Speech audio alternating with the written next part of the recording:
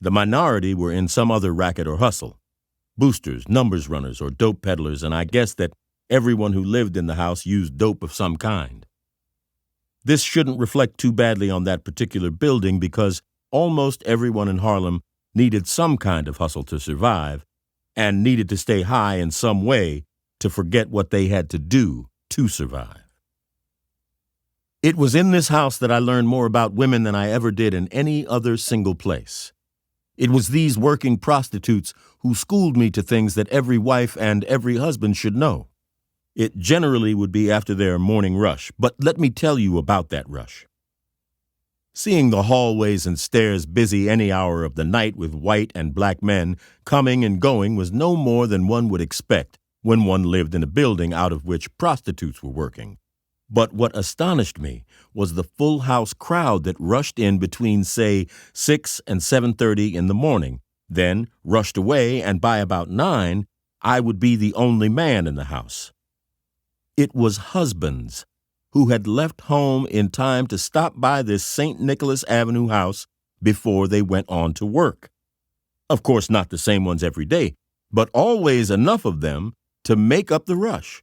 And it included white men who had come in cabs all the way up from downtown. Domineering, complaining, demanding wives who had just about psychologically castrated their husbands were responsible for the early rush.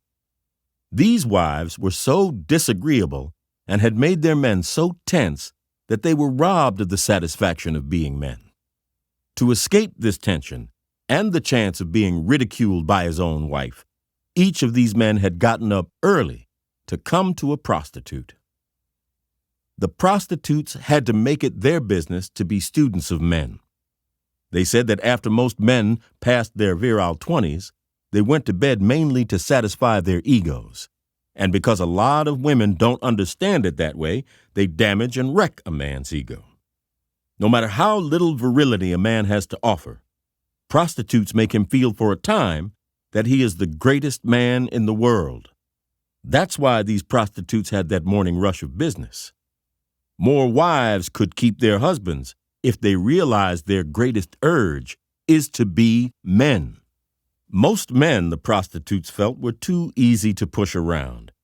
Every day, these prostitutes heard their customers complaining that they never heard anything but griping from women who were being taken care of and given everything. The prostitutes said that most men needed to know what the pimps knew. A woman should occasionally be babied enough to show her the man had affection, but beyond that, she should be treated firmly. These tough women said that it worked with them. All women by their nature are fragile and weak. They are attracted to the male in whom they see strength.